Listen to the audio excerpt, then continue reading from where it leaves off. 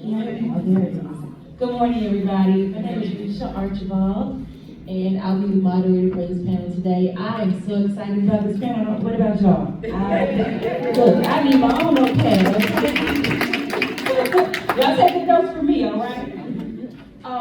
It's such a blessing to be here today with these dynamic women.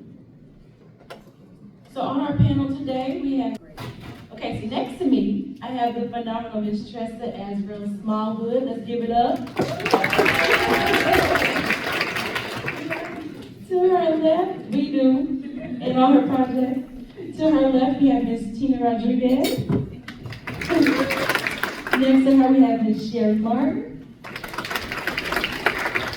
And next to her, we have Miss CHIQUITA Banks. Give it up, Miss CHIQUITA, okay, right. All right, then, we're going to go ahead and get started. I have a gazillion questions that we're not going to get to, but we're going to get to as many as we can, okay? So, I'm going to start off with, what are some do's and don'ts when it comes to seeking funding? And what are some common mistakes filmmakers make when seeking funding? Can I please jump in there? Yes, ma'am. So I'm a film finance attorney. I'm just loud. I don't really, I'm loud like when I wake up in the morning.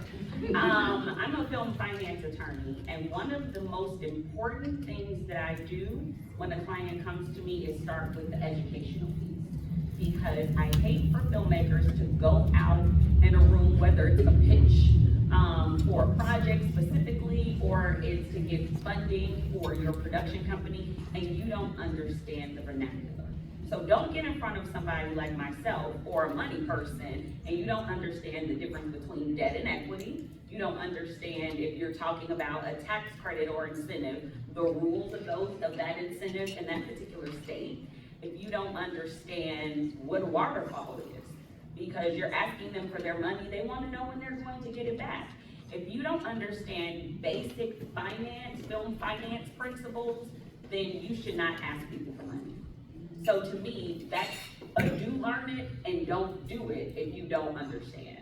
I'm not saying that it's not important to, step out there and do things on a wing and a prayer, because God can make anything happen at any time, regardless of your language.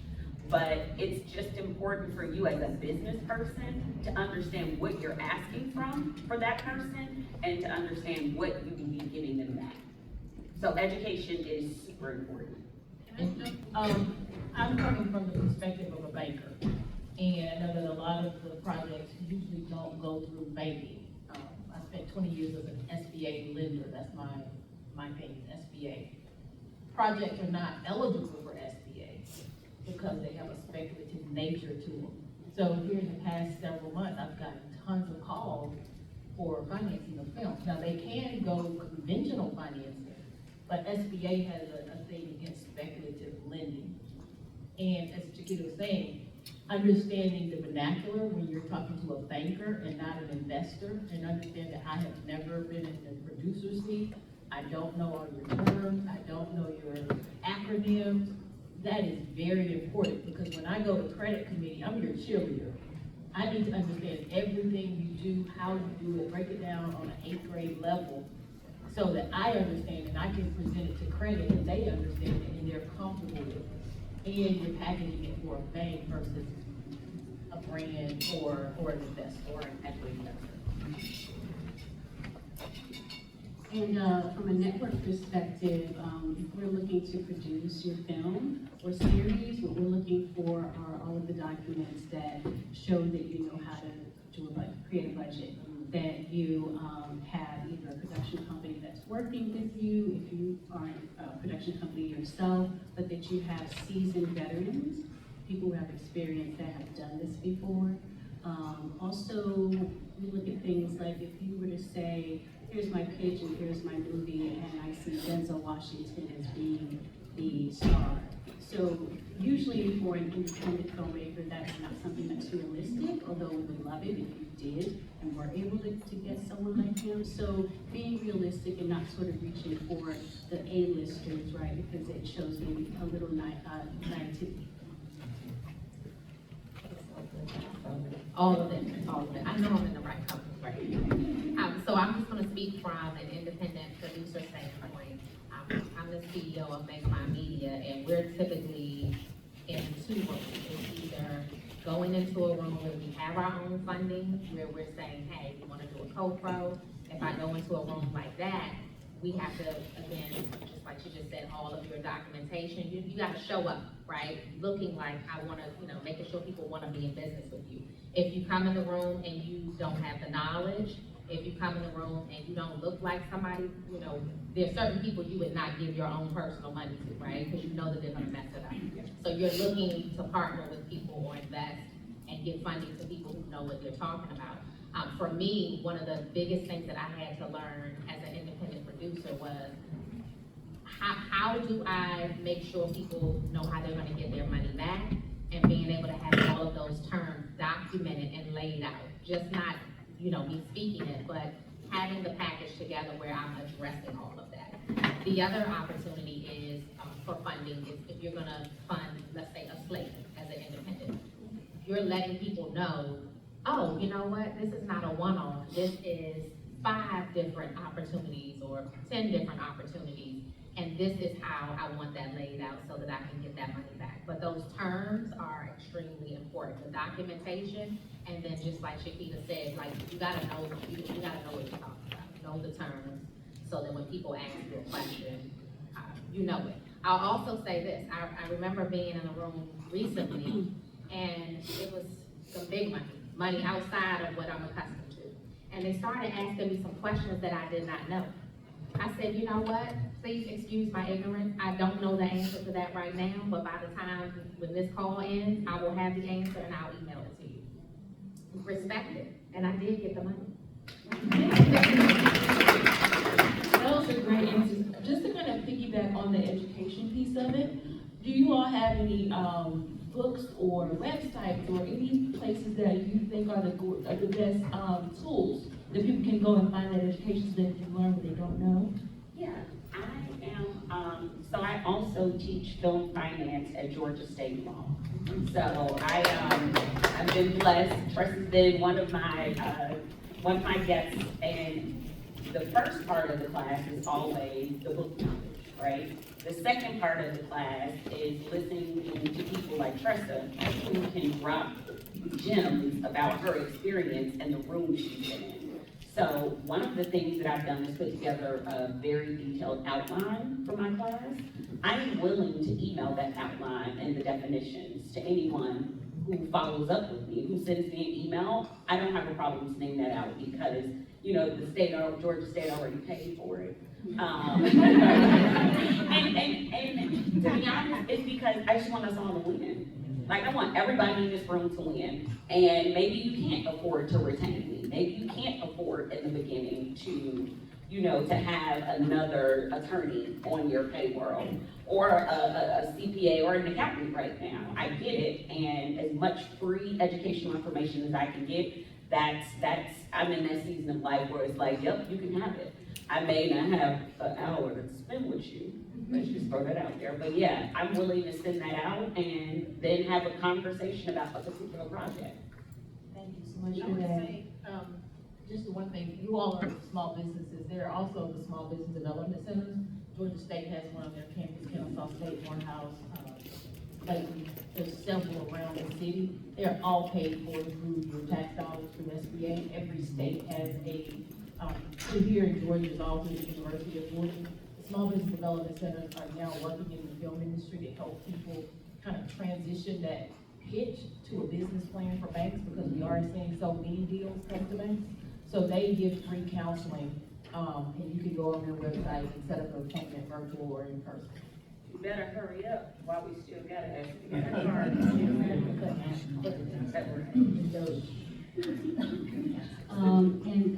I'm sure there are a lot of folks here who have experience doing pitches. There's someone who's on a panel right now, Ty Johnston, who has written books about how to pitch and has done sessions, and I'm sure there's many others here today. So certainly look at those that have done it, that are professionals, particularly those that are here in Atlanta. And then there's the mayor's office of, I think it's film and television, here, great team, always very open and inviting. So I would say, you know, go drop by and visit them and say hello.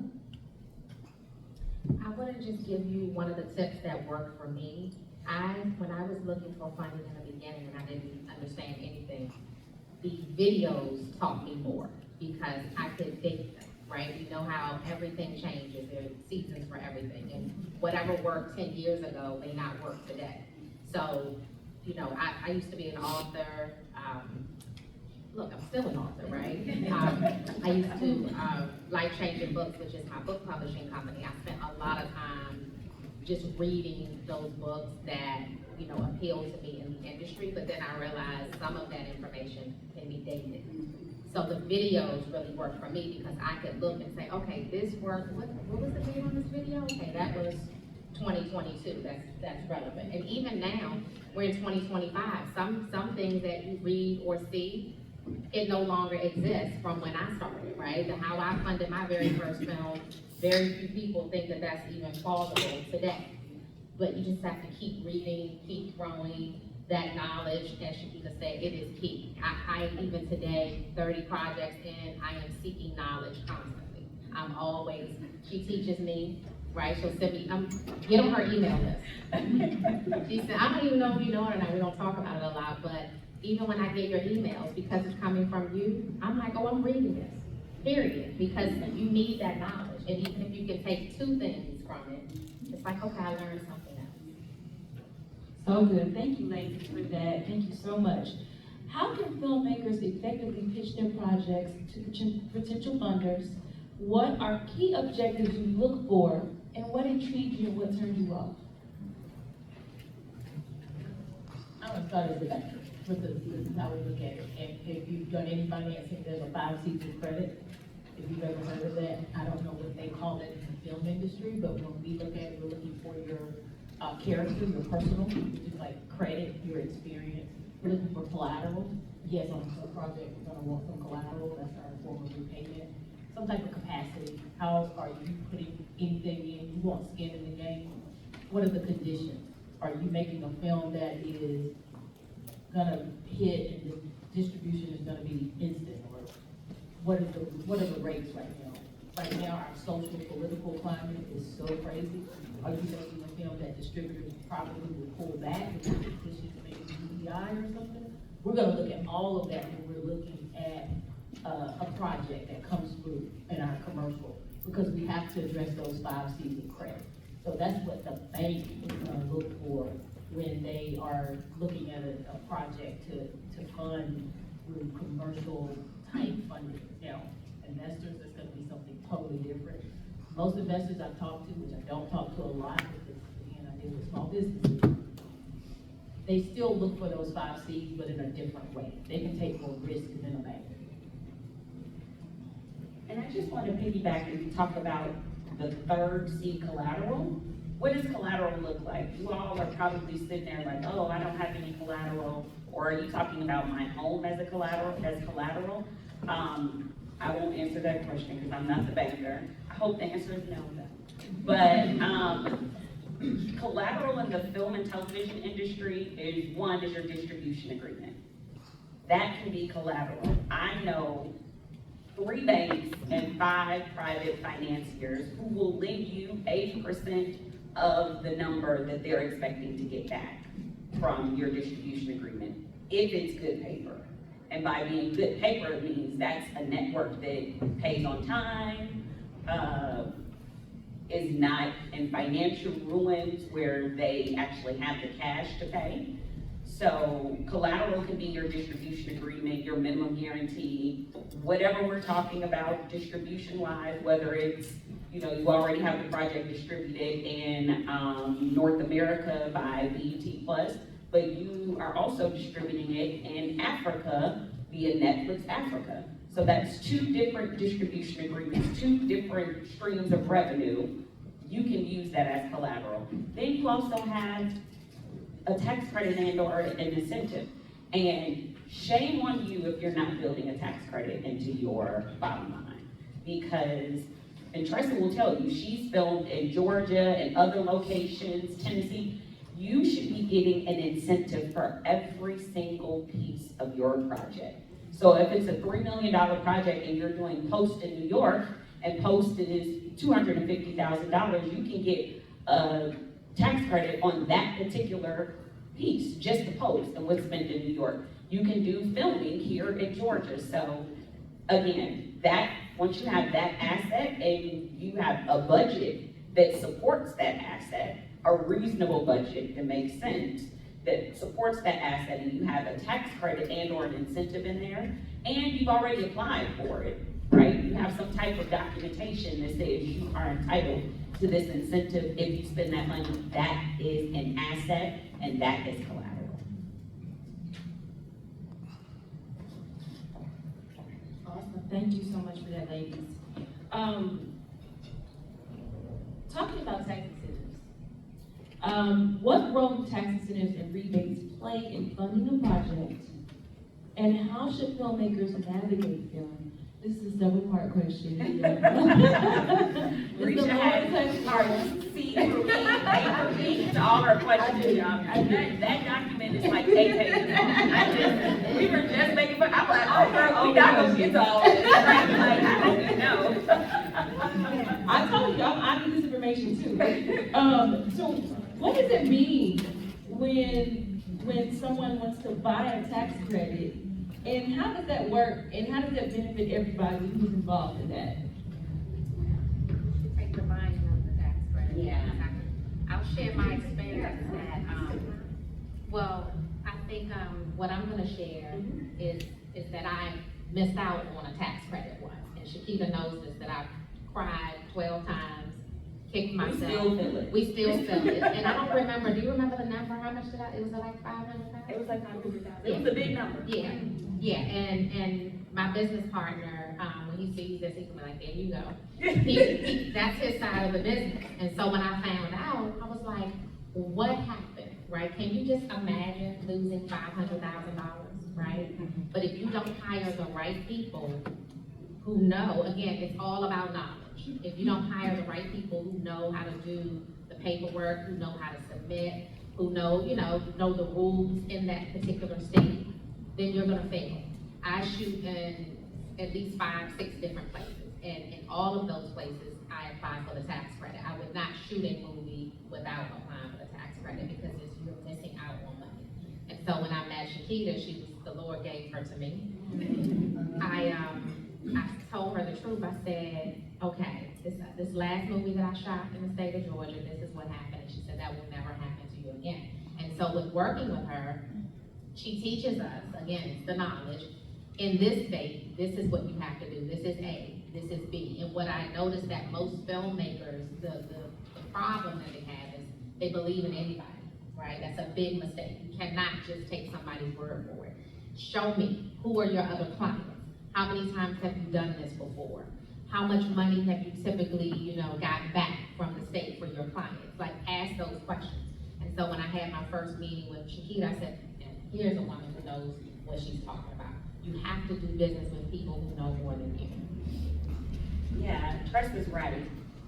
One of the most important people on your team needs to be your production accountant. Your production accountant, your line producer, if those folks are not top tier, you are going to have bad information in and bad information out. And so on our projects, we're like, that person's not gonna make it. Seriously, we have these conversations, and it's part of my job as kind of overseeing this to call TRESSA and Don and give them bad news sometimes. If you're working with someone and they're not communicating and giving you regular updates, you need to fire them and get someone else. But to go back to the original question, tax credits come in a couple of different flavors. There are refundable tax credits, which is the state of New York. That means the state, after you've done everything and you file the tax return, the state will actually write you a check and give it to you in your refund. It is refundable. In Georgia, we have what's called transferable. So the state is not writing a check. That is not how we're going to get our money back from this tax credit. After we have our tax credit certificate, we have to find a broker, and a tax credit broker basically has access to high net worth individuals and corporations that want to buy the tax credit to lower their liability. So you have $1 of tax credit, they will give you 90 cents for that $1. Why would you do that? Because how else are you going to get the cash? You don't have Georgia income state liability, and tax liability, because you haven't made enough money yet in Georgia. It might be your first project, or you just don't spend a lot or have a lot of tax liability. So instead of you using that dollar, you can sell that dollar to a third party, and that person will use the full $1 on their tax returns, but they will only give you 90 cents for that dollar. So there's an entire industry of brokers, just like your real estate broker, these people know where to go get the money and who needs it and who wants to buy it. They handle the transfer of it. There's a transfer agreement. You should have an attorney look over that transfer agreement, counsel and legal to make sure, because if something happens with the tax credit, you need to know, are you liable or is the purchaser liable? So yeah, tax credits, it's not just, oh, I'm gonna get this and the state is going to write me a check. No, that's not how it works. In the state of Georgia and several other states, that's also Illinois, Massachusetts, Connecticut, Louisiana kinda, and a couple other states. You actually have to sell it to a third party at a discounted rate in order to get your cash. So that's the cash value of the incentive, is the 90 cents. And legal handles all of that on our side, but what you'll see is we produce a lot of content here in Georgia, and what you'll see at the end of each of our films or series are the Georgia Peach, which essentially says that it was produced here in Georgia. And Georgia has one of the most aggressive, beneficial tax credits in the country. And so this is absolutely a place to be able to shoot, bring money back to the community, and get that tax credit, and then distribute it as far and wide as you can. And let me just warn you, it is not a simple process to get your tax credit. Look at Tressa's face, because I know she's thinking it. It is not a simple process, and it is timely. So you produce, and generally speaking, it's about 18 to 20 months before you get your cash. Because the audit, oh my gosh, I got an update for Tressa today. We submitted some information to the state for the audit, and not on your project, but one of the auditors came back and said, okay, thank you for submitting this information, and you all, it's everything. It's the trial balance, the cost report, the general ledger, any loan out payments, we have to reconcile that and make sure that it's tied to the right amount. I think I had 22 exhibits of different things, forms, a copy of every single loan out contract, a copy of just everything. Like if we were qualifying an executive producer's salary, I have to show that she flew in and flew out. And is she a resident? All of these different things. And they responded back literally yesterday, thanks for this, I'll probably dive into this in July. In July? I was like, oh no, that doesn't work for me, because that means you're not even going to start to look at the information that we have been preparing for you for another almost 4 months. That's nuts. So, and it's not much you can do, because we're just going to piss off the state. Like, hurry up. So I did call her boss though. And I was just very nice with that, but because I have that relationship, right? Like everybody doesn't. But I also know not to push the relationship. And I said, hey, is there anybody else that can take on this, has a bit more bandwidth? Because July is foolishness. I just want you to know you have to, it's a waiting game.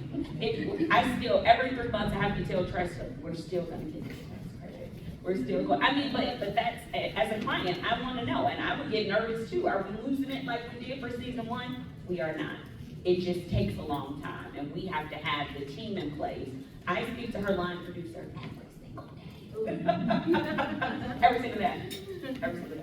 Kind of piggybacking off of the broker, how do these filmmakers find reputable brokers? Like, is there a list somewhere, or how do they know? I can provide you with the list. I can definitely do that. And I can give some names out right now. Monarch Private Capital.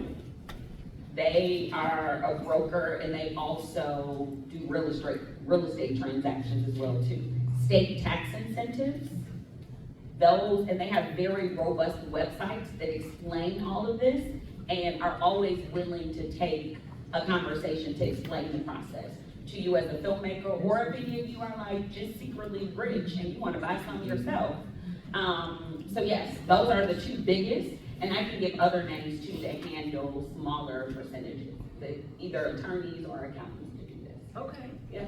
Also, sorry, y'all, I have. Go for it. So, like a real estate broker, are they licensed in various states? That is an excellent question. They are not. It's not something that you have to be licensed to do. I can wake up tomorrow and decide I want to broker a tax credit. Because I have a best friend who just went through some type of income producing activity. Let's say she sold her hair care business. And she's like, CHIQUITA, go out and find me some tax credits because I need those. Then I can become a broker.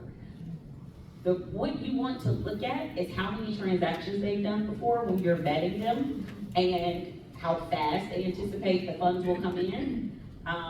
You want to see a copy of their transfer agreement, just a blank copy of the transfer agreement, because that will tell you their obligations versus your obligations.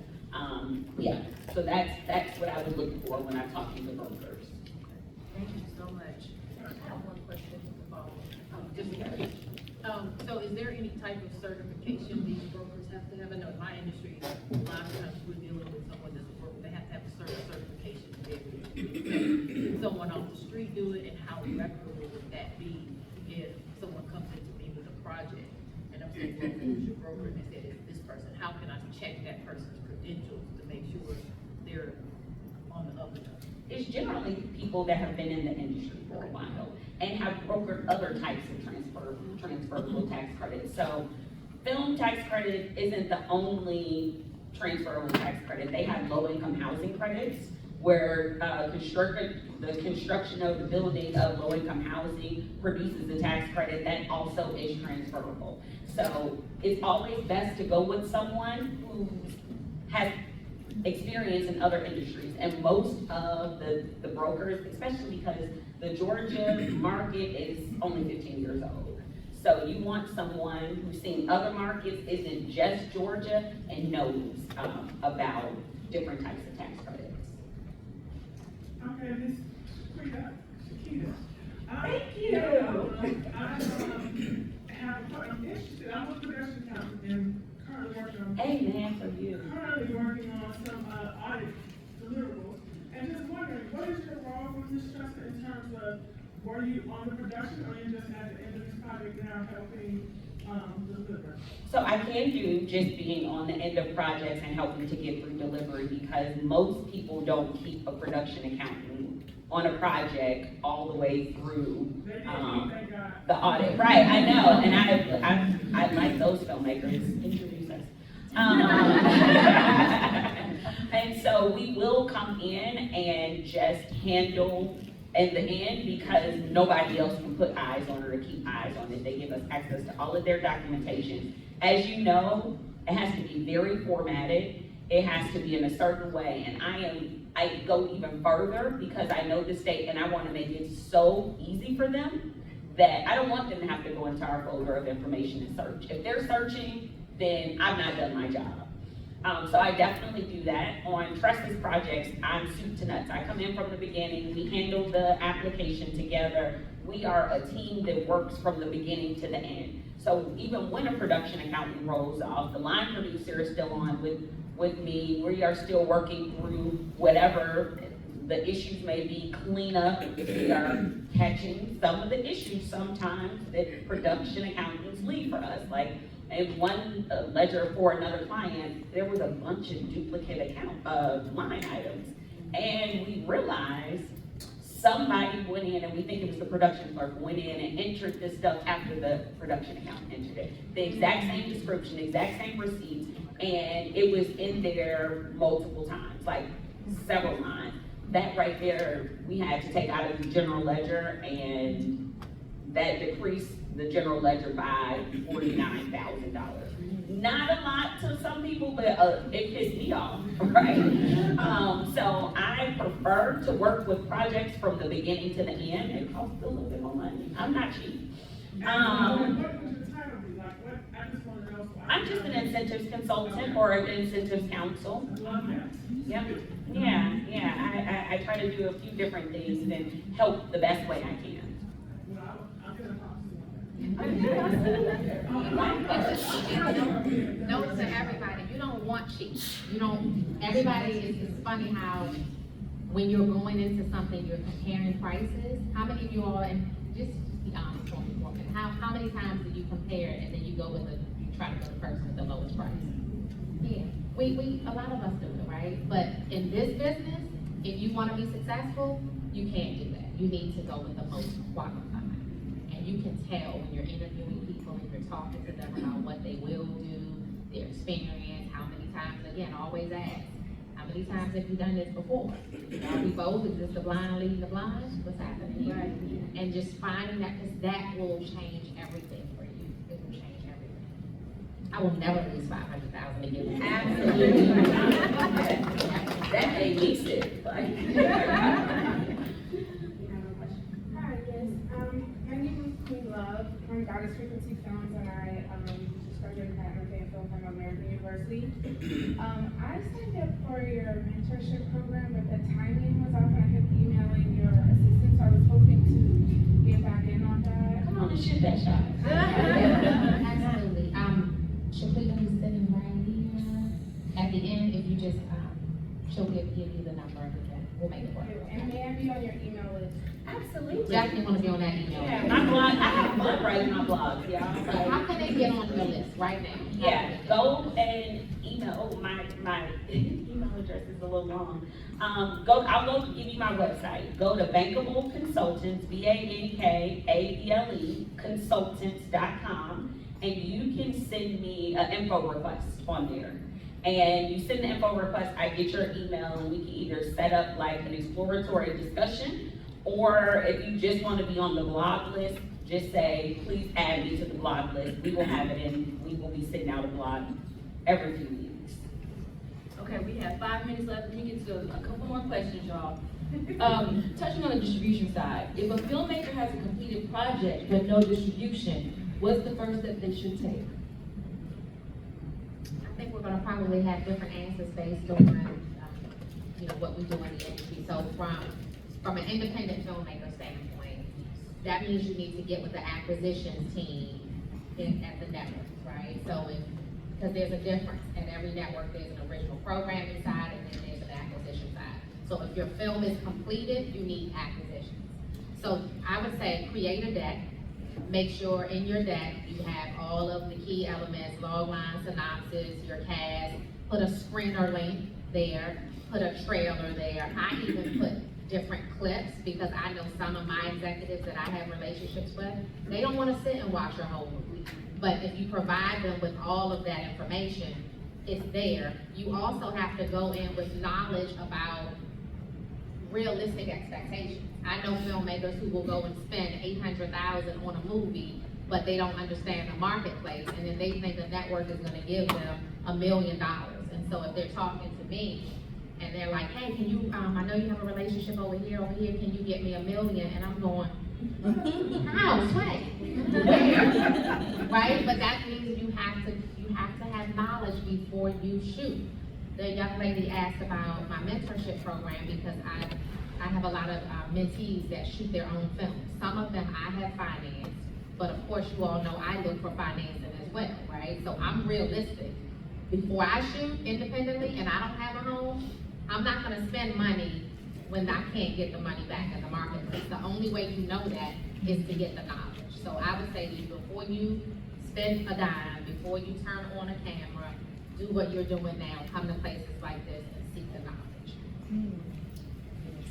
Everything that she just said, having content coming to us through various places. It might be studios, it might be third-party distributors, independent filmmakers and producers. What we're looking to make sure of is that everything that you sent us is tight, that you understand the market in terms of what's being offered. Out there, we may say we can give you, I'm making this up, well, no, I'm not gonna make it up. We're paying X amount, and you may think that that's too low. And then you go out and you shop it around as you should, and then you find out that's kind of the going price. Having that expectation, that someone who did a series, it cost, X amount of dollars, and they wanted to be whole by us paying for the entire, what they put into it, including what the investors put in. But we're not responsible for making that person whole, right? It's your responsibility to say, okay, I spent $100,000, I have investors that have 20%, and so I'm gonna go to Netflix, I'm gonna go to Aspire TV, I'm gonna go to Film Hub, I'm gonna go to Tubi, and you want to be able to stack that money based off of each of the platforms that you get on. So understanding that is also really important. Quick question. What is a common red flag in distribution contracts that filmmakers should always push back on? I don't think we have enough time. I know. Well, one of the things I want to say, because I don't see enough filmmakers focusing on this, is knowing and understanding the jurisdiction and the exclusivity rights. Because you don't want to sign an agreement where they're only going to show it in North America and then you've given them exclusive rights for a year. You want to be able to take that and find a distribution for it in the United Kingdom or find distribution for it in Latin America. The point is focusing on the jurisdiction and the boundaries of that agreement, and also exclusivity rights and timing. And I'll just give you just some bullet points. The term, the amount of time is a biggie, right? The distribution fees, make sure your attorney is fact checking that. I remember early on, either my first or second film, somebody gave me a distribution agreement, and it had all of these marketing fees, travel fees to go out and exploit my content.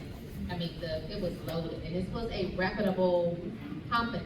And my attorney, when I sent it over, he instantly said, delete. And he said, but let me teach you why we're not even gonna entertain this. And definitely, I remember the term and the distribution fees being the red flag. But one other red flag for you is always gonna be how many rights they want to exploit. If they want all of your rights, and the word in perpetuity, that's when you go, that's your name in court. Yeah. You just say, I need Father to talk to me about this word in perpetuity, right? So it's a lot more, but I think that those are the key. And I would say, as filmmakers in general, that is a part of the business that you should learn also before you spend even $1 and before you turn your cameras on. I feel like we're in society right now, everybody sees people, independents in general, out here filming, and so you feel like, I wanna do it, I'm behind the 8 ball, it's my turn, but you will make so many mistakes that you will regret for sure if you don't take the time to learn. And get counsel. Yeah. Like, I'm looking at one of my girlfriends, Ashley. She is at Carter Woodard. Okay, we gotta go, they said. And call Ashley.